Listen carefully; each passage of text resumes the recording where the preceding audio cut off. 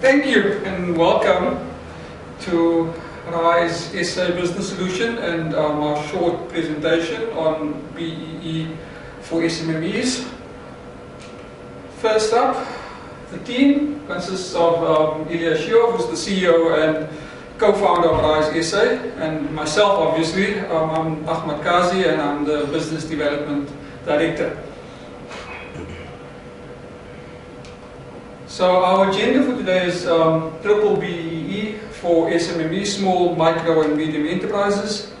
We will be covering what BEE is, EMEs and QSEs, what they are and where you fit in, verification or not and what that process consists of, and the BEE scorecard, as well as the different BEE levels.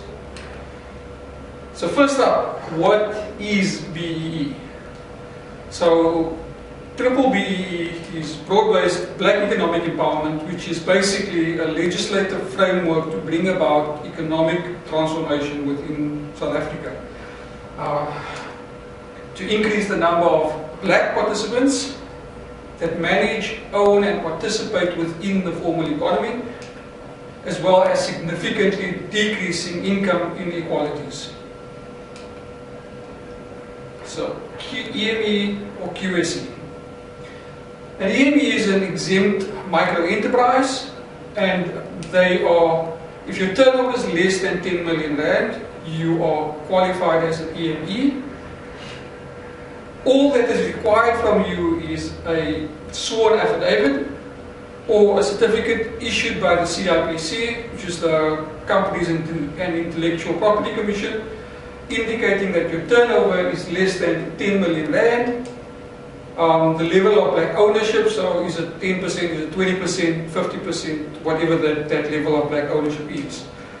And your BEE status or level is dependent on that ownership. So if you have 100% Black ownership, you are a level 1. You don't have to do anything else, you are level 1.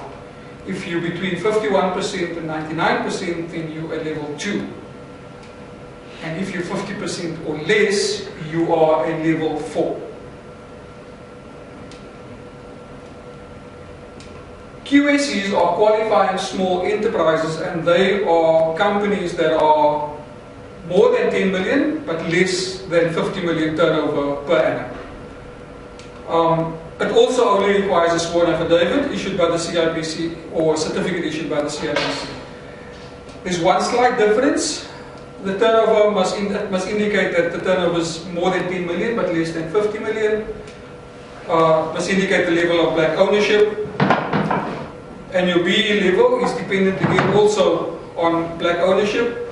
The slight difference is that if you are less than 51%, then you are non-compliant. So if you're 100%, you are level 1, 51 to 99%, you are level 2, and then 51% non-compliant. If you're less than 51% Black ownership, you are non-compliant automatically, and you would then need to decide whether you want to go and do the verification process.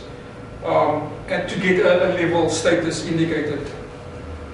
So to verify or not to verify. There's obviously pros and cons. The pros are that your score is not fixed. You're not limited to either 1, 2 or 4 or non-compliant. You are in control of reaching the targets for all of the pillars that gets scored and determining how to get there and how to achieve those targets. The cons, however, is that it is a costly exercise. BEE verification agencies can charge anywhere from a couple of thousand rand to 10, 20, 30,000 rand, depending on the size of the organization and the complexity of the BEE verification process. So it is a costly exercise. It's time consuming because the BEE verification the agents come to your property, to your workplace, and they come and do their thing. They audit everything under the 5 pillars, so it does consume time. It takes away company resources. Your staff that are assisting the agency their duties in terms of what they are meant to do on a day-to-day basis, getting income, whatever it is that they might be doing, their time is consumed by assisting. And this can take a week to 2 weeks. It depends again on the complexity. It's similar to an audit, but a lot more intense. It is an intrusive process. It really, the questions that they ask are sometimes not always easy to answer. Staff have complained that they don't feel comfortable answering to these auditors sometimes. So it is an intrusive exercise when B auditors come and ask the questions. Yeah. How often do we need to be verified? So verification lasts for 1 year. So it lasts from the date that your certificate is issued for 12 months, and normally you would do the verification a month before your current one expires, so that you have. So it's 12 months. It's it's once a year thing that you need to do. My suggestion has always been that you do it after your financial audit has been done. So if your year end is February and you have an audit and you've got your financial statements out of the way, once that is done, then you do the BE verification, because then it ties into your financial year end quite nicely.